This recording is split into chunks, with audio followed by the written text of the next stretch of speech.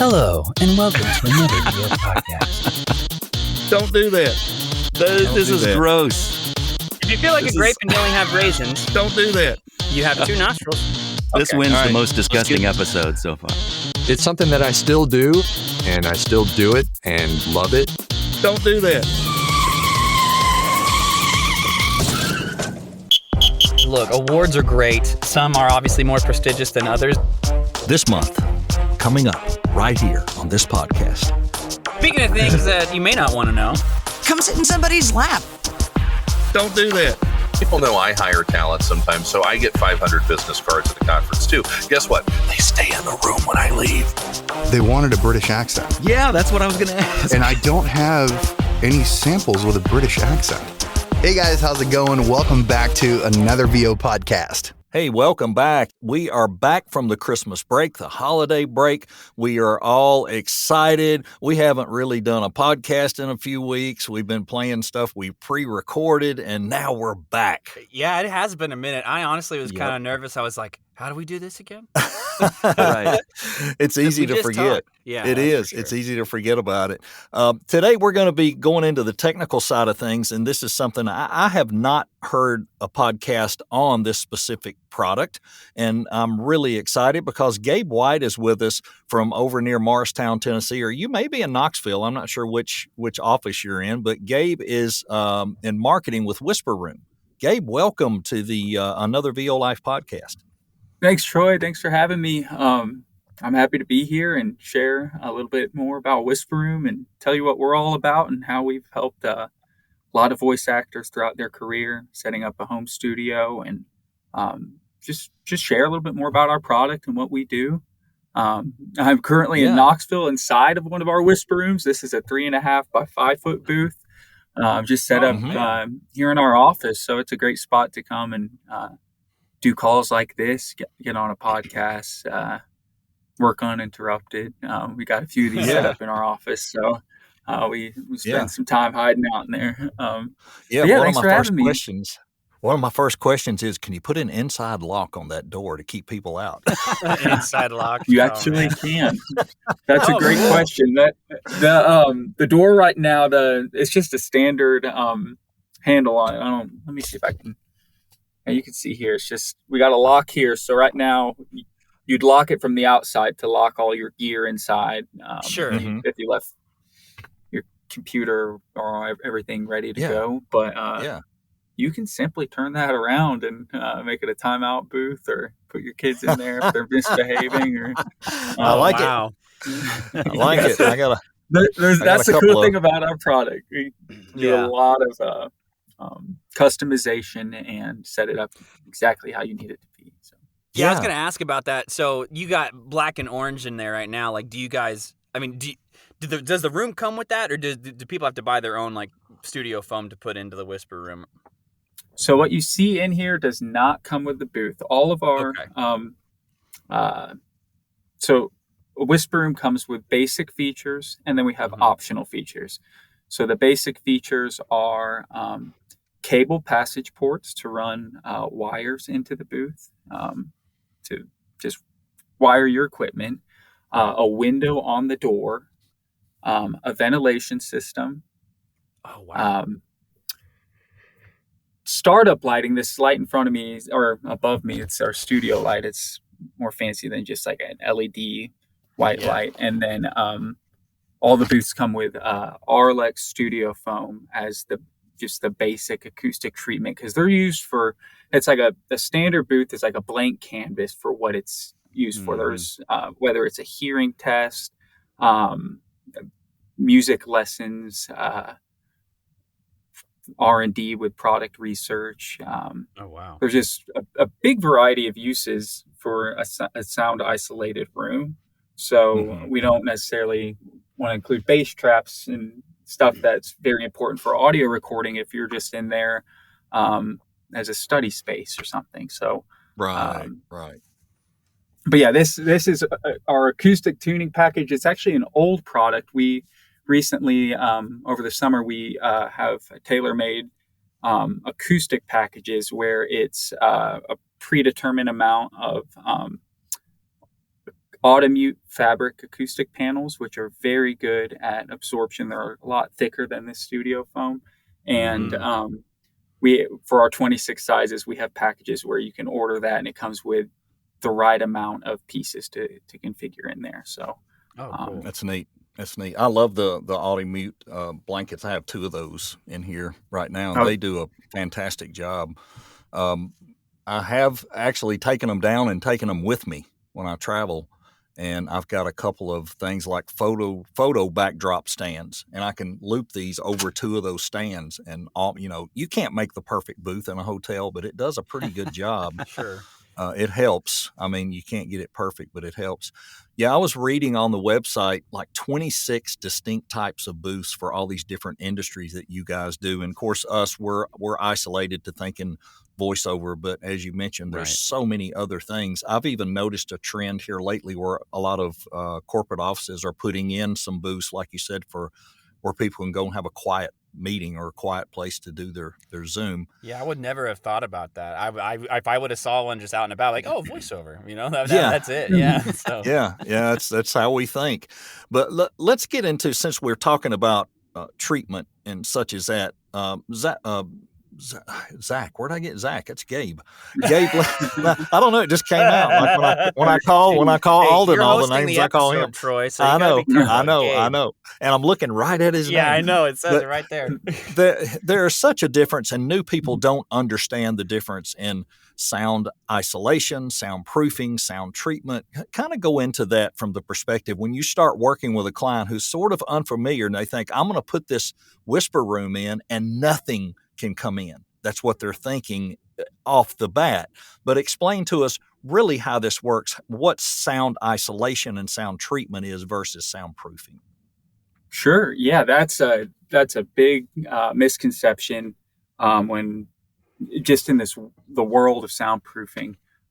People, just a simple way to look at it. Soundproofing is keeping noise out or keeping noise in. Sound treatment is how to make the space sound better. So just putting foam on the walls or a mattress up against your doorway, that's not going to soundproof the room. Those are absorption methods. So like we'll have, it's not a daily occurrence, but we'll have some people be like, oh, well, why do I need to buy a whisper room when I can purchase 48 sheets of foam off Amazon? Right. And it's like, well, the foam will help the room sound a little better depending on what the room's like, but it's not going to soundproof anything. So that's there. Our sales team, we have a small sales team that is excellent at working with clients one-on-one to really just educate them on what a whisper room can accomplish.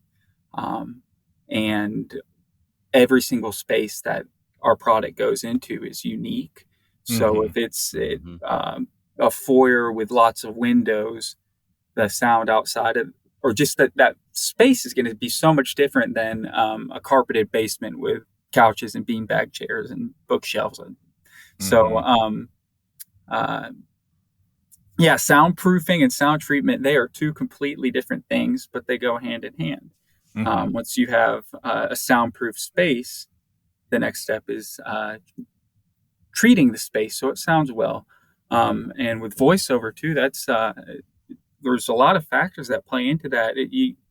If you have a very like a deep bassy voice, you're gonna have to invest in bass traps and thicker panels to help those combat the lower frequencies than if you have a tenor or a higher pitched voice. So there's the products, and then there's an aspect of tinkering with your gear and your preamps and that noise floor, and really experimenting and learning what makes your voice sound the best in that treated space. But yeah, that's even a whisper room. They are not 100% soundproof. That's another misconception. It takes a great amount of material to make a completely soundproof room. And since a whisper room is designed to be modular and portable, it drastically reduces noise, but it's not 100% soundproof room. Yeah, and as so you said, all of this is so customizable, and that's where your team comes in to be such a big help. Because like you said, there could be my situation. I'm in a room in the corner of the house, and I'm occasionally going to pick up street noise or road noise, or I'm out in the middle of nowhere. It's usually more of a low rumble off a car muffler or something. Or my neighbors can cut their yard. I never hear it. They're too far away. I don't have to worry about some of that, which is a great blessing. But a lot of people who live in a subdivision and all, they're having to work through that. And like Gabe was saying, then you're tuning it to your voice, to your equipment, your mic, and on all of that. I've heard a lot of people say, and I've seen this where somebody went and picked up a used whisper room, brought it home, set it up, and they said, "Oh, it just sounds so boxy." You haven't tuned it in yet. You haven't treated it. You have to treat it and tune it in, and you can work with either a sound engineer that you're used to working with, or if you're buying it new, of course, they're going to help you out and help you get that dialed in. But there's so many variables that come into play, when we're talking about not just, bass traps and foam, and we talked about the auto-mute blankets. There are, people in a larger room, they're hanging sound panels and rock wool, and you're doing this, that, and the other. There's so much that comes into play. But this room, where it will take you, if I'm understanding everything correctly, if you're in an area and you are struggling with some of that outside interference, it's going to take a lot of that away. Not all of it, but a lot of it away to get you to where you're in a better place. And now you've got to dial it in to your voice, your equipment, et cetera, et cetera. Yeah. So That's exactly you're now ready, to look at, okay, so this is what I want. I see online, they have a basic and a deluxe model. What's the difference? Tell us a little about that. Sure. Yeah, that's that started around the pandemic. Let's just back up to 2020 when there was a surge in voice acting and podcasting, and people. I think it's a fascinating point in history where we're all confined to bedrooms and living rooms and have our computers and trying to stay connected and share with one another. So we just had a surge of individuals looking for a vocal booth because they'd be at home with their kids schooling or their spouse working in the other room, and they're trying to get a podcast off the ground or do some side work and explore some hobbies that they may have started a couple years before. So rather, those packages spawned out of that period of time because we looked at, rather than the 26 sizes and all these features of like, what is a tailor-made, like, go-to vocal booth that we can provide? So the 4x4 is the footprint of that package. It's a single person booth.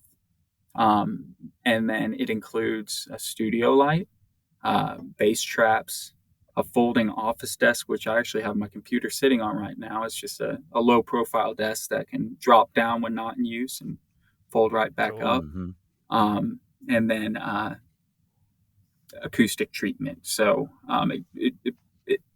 all the bells and whistles for voiceover are included in that package. And then the difference between the basic and deluxe is the single wall is the basic version. It's our standard isolation.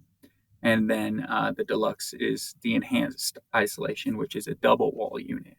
So it's essentially single wall versus double wall. It's twice as many components, literally a whisper room inside of a whisper room. So just depending, like if, like in your situation, Troy, the basic single wall would probably be sufficient. Just completely remove all background noise, or if there's other people in your house outside of the room you're in, none of that noise is going to get into the space. But if you're in like putting a booth inside a living room or in a kitchen, or if you live in New York City and your apartment's very noisy, then the enhanced deluxe package would be our recommendation. And Gotcha. And we get into the science of the difference of how much does the standard versus the enhanced reduce in noise. But a good rule of thumb is our single wall gets rid of about 50% of noise, and then the enhanced double wall eliminates about 75% of noise. Oh, You okay. know, that's a good rule. That's actually a nice little segue into. We had a listener question, I guess, that was aware that you were going to be on the podcast, and they wanted to write in, and they have a question about the standard single and enhanced double wall. They said, heard that the marketing. This is from Brandon Keener, by the way. So, Brandon, thanks for writing in. We always like people writing in. It's awesome. He said, heard that the marketing director of Whisper Room will be on the show. I have kids. I'm looking for a booth with superior external to internal isolation. I know that they have the standard single and enhanced double wall. Is there any potential for a triple wall? Thanks. You must have loud kids. Yeah. That is a good question. There is potential for a triple wall, and I haven't been involved in any design or R&D for that. But when I started working here, I was wondering the same thing. And it is diminishing returns are so if you add a third layer, it will triple the weight of a single wall, and then that roughly 75% of noise reduction of a double wall, it will probably go down to 82.5%. So every layer you're adding, it really doesn't increase the it's just to add that extra layer, add that extra weight, add that extra cost, the benefit of what you receive in sound isolation is minimal for those efforts. So that makes sense. Well, Brandon, I hope that answers your question for you. Yeah. Brandon duct may have tape just would been be wanting to cheaper, say that Brandon. his kids were loud. We get that on the podcast. But Brandon could, if he had an unlimited budget, he could take a larger Whisper Room with a height extension, a double wall version of that, and then put the deluxe vocal booth inside of that, and have the 4-layer wall booth. And that would be pretty dang good. I think what Brandon needs is click one that of those 15-second back and listen to that again, Brandon. I think what Brandon needs is one of those cartoon rooms where you go into a room, shut the door, go into a smaller room, shut the door, go into a smaller room, shut the door. It's like a babushka whisper room. I was saying those. Exactly. That's what Brandon needs. And I noticed too, Gabe, you mentioned RLX. Is there a reason you guys stick with RLX? I know there's a lot of different cheaper foams, thinner foams, but educate our listeners to why RLX is preferred. Yeah, they make a quality product. They've worked with us for, I think, 25, 30 years. We've just had a fantastic relationship with them. They do have a higher price point than just buying foam from Alibaba or Amazon or something like that. But they're fire resistant, they're STC rating, and they just make the top of the line foam. It's very thick, very dense. You know what you're getting every time. It doesn't come shredded or compressed and all floppy. It's just a very durable product that they make, and they've been just excellent as far as supplying foam for every booth that we've sent out. And sweet. Yeah, we just really like RLX. They're great. Yeah, I had a friend of mine order a bunch of 2-inch foam off of Amazon, and when it came in, he couldn't get it to decompress. And he looked on the internet, and it said to soak it in water and wring it out and let it sit for a couple of days, and it did. It came to life, but it was so lightweight and thin. Yeah. You know, it was just not. It was pretty on the wall, I'm sure, but it didn't do anything. But there's a lot of junk out there. Yeah, their foam's all even the way they ship it, it's all already expanded. I don't think they ever compress it, and then it's in boxes. So you just open the box and pull it out. You don't have to pour water on it or do any sort of science experiments to make it work. That's great. That's great. Yep. Hey, let's talk about something that I hear a lot, and I see people talking about this a lot. Let's talk about ventilation. And I know there are some extra options on ventilation. When I first got started, of course, I was like a lot of people. I was on a budget, and I had a little small room It's actually over here to my left, and it was about 4 feet wide, 7 feet deep, and I foamed it up and did what I could, but there was no airflow in there. And I ended up buying a portable air conditioner in the summer. It would be so hot, I'd have to run that air conditioner and cool it down, get in there and do my recording, get out, run the air conditioner again. I know you guys have some really good ventilation programs and things. So tell us how that works, how the air circulation works in the whisper room. Yeah. So ventilation, that's one of the unique features of a whisper room. To have a ventilation system that works, keeps you cool, customizable, and also keeps the noise out. If you have the vent, this blocking it, but we have vent holes. There's one on the top and one on the bottom, and then each of our booths, every booth includes a ventilation system. Let's just start with that, and then depending on the size of it, there may be one ventilation system, 2 ventilation systems on a larger room, or like an 8-foot by 16-foot room will have 4 ventilation systems on there. Sheesh. And the way that those work is there's a duct box on the top and a duct box on the bottom. It's a pressure system, so the air for the host room is constantly circulated through the booth.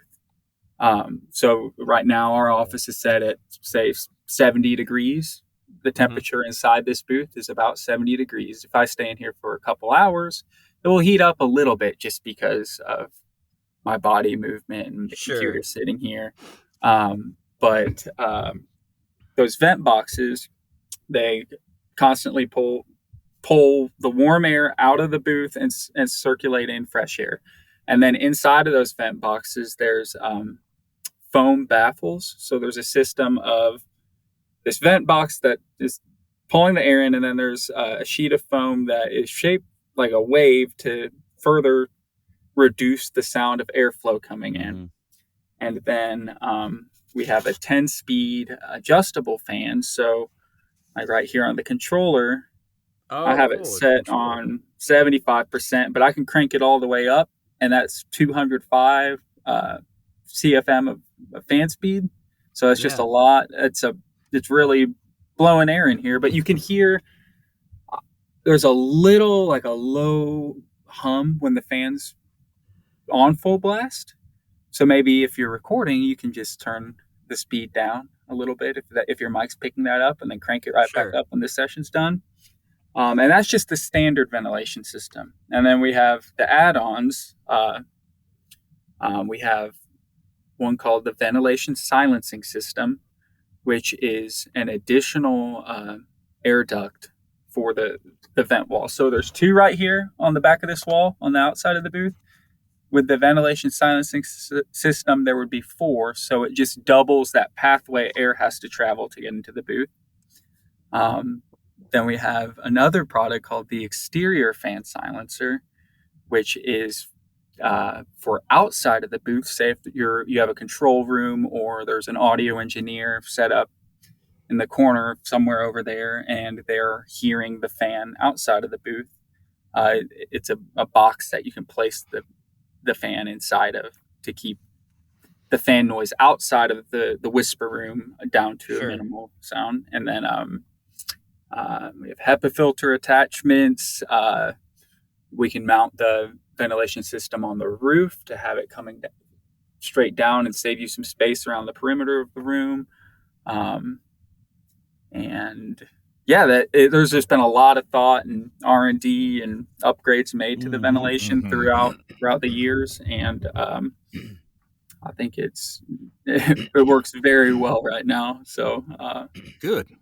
Yeah, I know that's got to be a concern for people in different climates, because it gets warm, and I think it's more of it gets warm versus it gets cold, because heat inside a house. If you've got, I would assume if you got your booth door open, it's gonna pick up some air from the house, and you go in there to record, it'll probably, like you said, just keep warming up a little bit. I think that's probably more coming into play. For those of you that don't understand or don't know, we're a Morristown Tennessee is. It's over in East Tennessee, the Knoxville side of the state, the beautiful Gatlinburg, Pigeon Forge, all over there. We just had went up in October and did our annual 4 or 5 day get away from the world tour that we love to do every year. But beautiful country over there. How did give us some history of how Whisper Room came to be, how it landed in Morristown, and tell us a little about the facility and the manufacturing process. Sure. So the president and founder of our company, he is from Morristown. Just a quick background of how he came up with this product. It's a pretty cool story. He was in Maryland studying at the time, I think the University of Maryland, taking some classes and working as a software engineer. And he started learning to play the saxophone. He loved saxophone music. And he lived in an apartment, and he needed a place to practice. So he would practice on his back deck during the day. And I think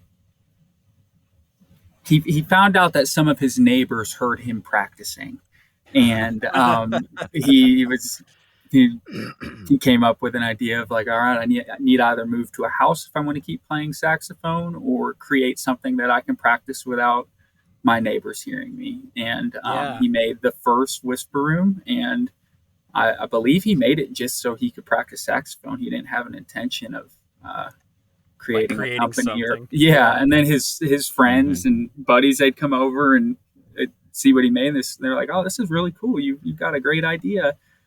So he I'm not sure the whole timeline of it, but he went all in and got a patent on it and had the first sound booth on the market back in 1990. Wow. And originally he created it as a place for musicians, and then the whole world of Whisper Room and tens of thousands of booths we've sold all around the globe. It's all grown from there. So it's a pretty, I think it's an awesome story of just trying to play saxophone and do something you enjoy and practice without others hearing you, and it turned into that. So then he to discover that. How polite. How polite. Whisper Room, the polite company. The polite company. Yeah, that's amazing. Because I mean, like even back in 1990, that is interesting that he initially made it for something like the saxophone, but now because voiceover wasn't done at home up until like maybe 5, 6, 7 years ago. Well, at least not very commonly. Not as common. Not as common. There were some. Of course, especially but I mean, like, I feel like, and maybe I'm wrong, but I feel like back then, the people that were starting to do it were the people that were making the bukus of money, and they're just like, you know what, I'm just going to build my own studio at home, so I don't have to go in there. But that's got to be, man, I bet when that boom kind of happened, that was probably a great time for you guys too. I think that happened pretty quickly, or within the first few years of the company getting off the ground. Oh, really? Okay. Voiceover and narration and audiobooks and all that kind of stuff kind of started to unfold, and our product fit into that. But the timeline of once he started getting things up and running, he moved the company to Morristown, and that's where it's been for probably close to 30 years. Wow. And our facility there is awesome. We have a great crew of guys working. Everyone, we love our employees. They do an awesome job and are fantastic. And just woodworking, and everything's still made by hand. We don't outsource any components. So the product you're buying, like it's really, even from a marketing standpoint, it's like you really don't, until you use a Whisper Room or you touch it and you look at and you inspect like just how well it's made, and that this is the premium product. It's not some Joe Schmo making a booth in his garage and selling it. So it's just from a manufacturing standpoint, it's we've got it down to a science now. And one thing that is just awesome too is we keep, with our 26 sizes, we keep all the components in stock. So if you wanted to order 6 large booths and 5 vocal booths, or small, like just a dozen booths tomorrow, when that payment's made, we can just pull all those components and get that order ready for shipment. So that was also something during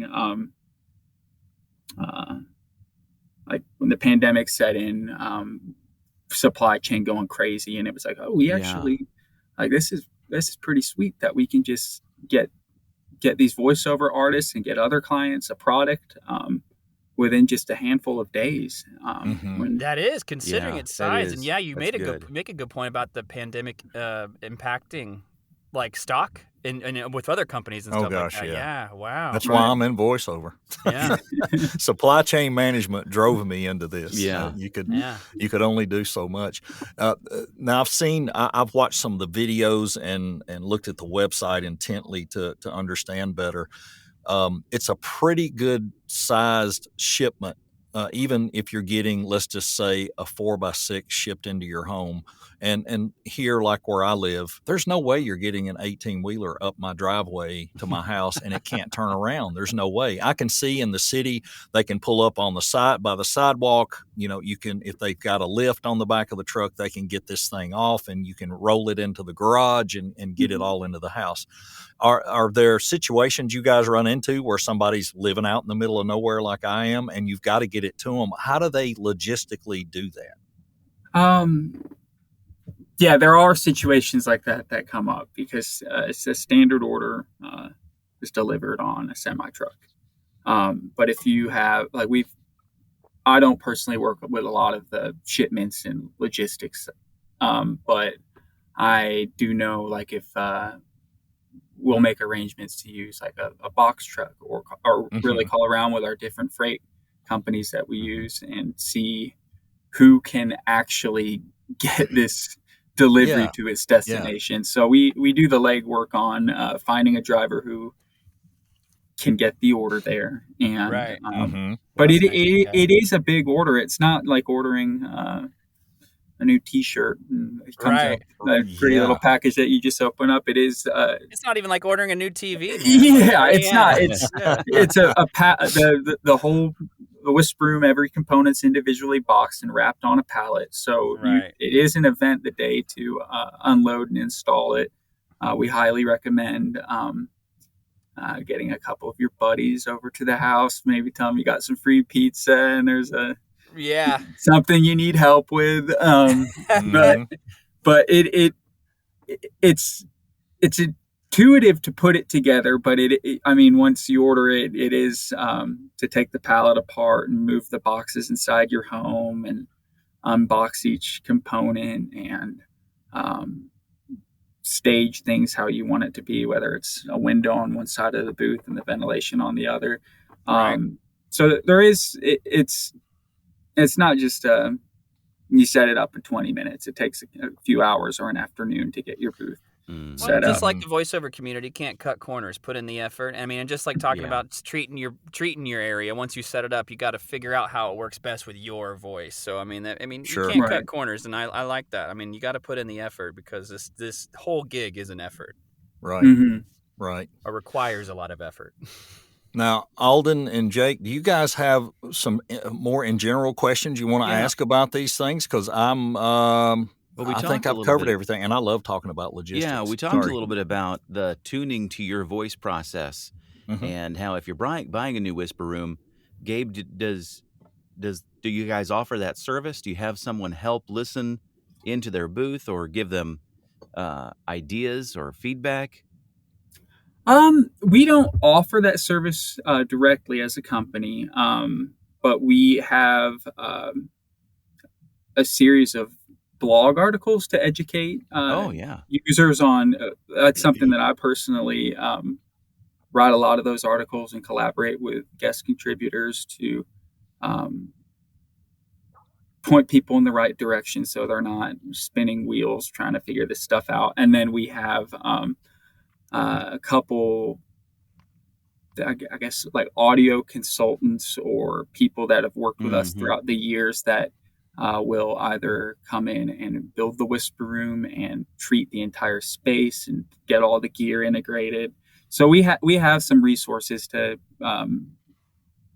put people in touch with the right folks to help them out with those services. Yeah. Wow. But day to day, our main focus is sound isolation booths and getting those Sure. The right booth configured for the client and shipping it out in a timely manner. Yeah, you're providing a wonderful, wonderful tool, and they just, they can dial it in. And I know a lot of VO artists, they are tied to an audio guy, and there's several really good ones, and they'll really quickly tell you, change your mic position to here, move this to here, move this bass trap here, try that, then, send me another sample. And they'll listen and they'll say, no, that didn't work, try this. And they can walk you through that. And it's experimental. You've just got to do it. And the three of us do it even still. We'll send each other something and say, does this sound boxy? I think I'm hearing myself sound boxy. Yeah. What did you change? Nothing, but I sound boxy. Yeah.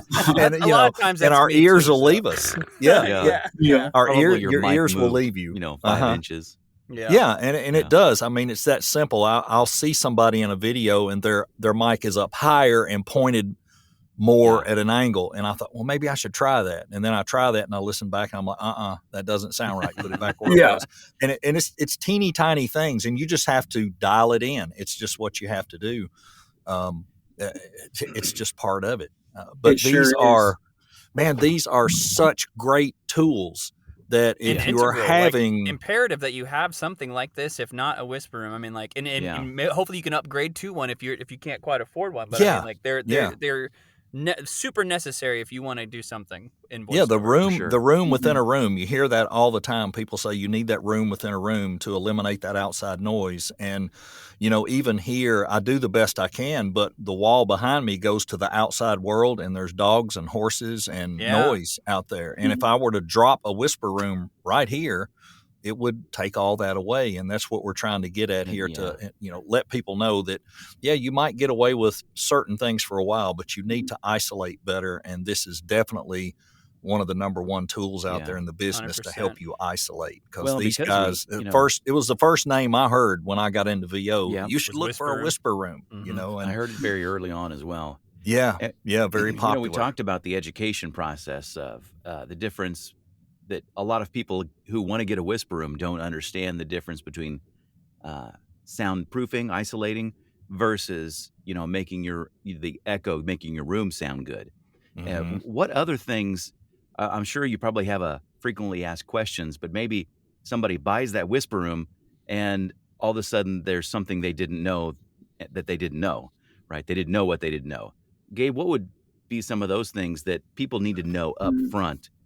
Because like we said, this is not like buying a new TV. This is a pretty big investment, and you need to be educated on what your needs are so that you get the right whisper room for what you're doing. Obviously for us, it's for voiceover. Sure. So in regards to just a whisper room,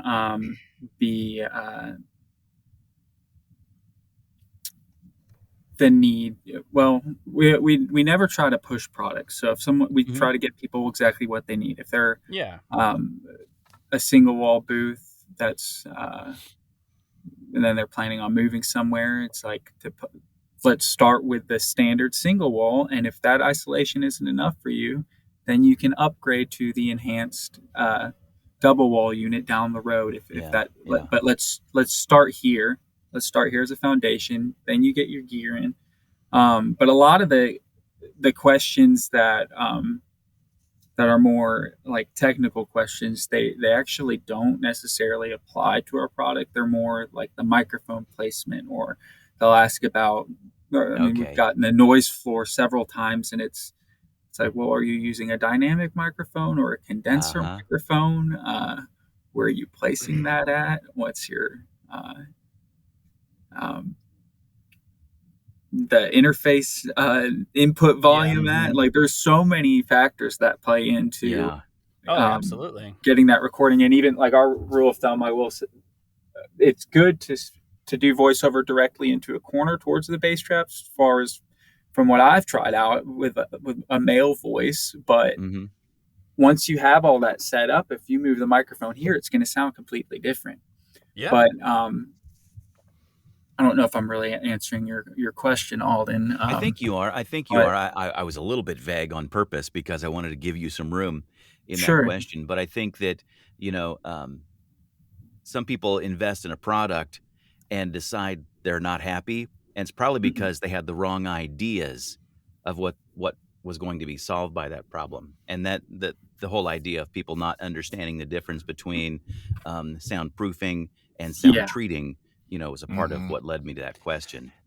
Do you guys include any kind of information, like when you send the room, like maybe like a packet, like just maybe some tips to like help them treat their whisper room once they get it set up? Like, is there anything like that? Like, because like, if there is someone like Alden was saying who might be maybe a little bit more on the newer side of things, and they just, maybe they had the money, so they went ahead and purchased a whisper room, but they weren't quite sure what they needed to do once they get it set up. Is there anything that you guys include when you send these things that just help people, maybe help them kind of get a start or get started treating it up for their voice and whatnot? Yeah, with the our acoustic packages that we provide for each booth, those have instructions and recommended placements on where to put those panels. Cool. And so it's the Audimute panels and the RLX foam. It's a combination of the two, and how to position those around your doorways or this desk, or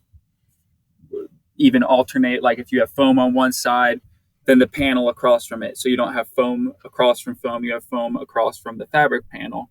And then like in this booth right now, I have a window in front of me, and maybe I'm getting some echo or reverberation, and it's not really like my recordings, I'm not very pleased with them. The recommendation would be to take a panel and simply place it over the window if that's bothering you, or to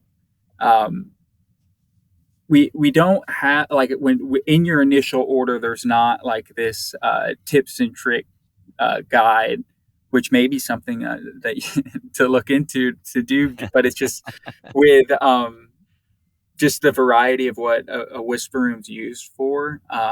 We provide very detailed instructions on how to assemble it correctly. Yeah. And and then really we encourage people to reach back out to their product representative. So there's this ongoing relationship where we can address needs after post sale. It from my understanding, we have very, very good reviews and very happy clients. Oh, I'm sure. And it's there are these situations that pop up that are unique, and it's like, all right, well, let's get in a booth here in our office and try to replicate what they're experiencing. And then we'll reach out to them directly. So it's a very one-on-one I guess consultation where we work with individuals to help them that's great. Be happy with where they're at. But I think the question about the misconceptions would be like, is it, I bought this booth and it's not 100% soundproof. It's like, well, we covered that and sent you a lot of this. Were you not? Did you not read it, or did you miss that part? And then the sound treatment aspect after you put the room together. That's two different worlds: sound treatment and soundproofing. Right.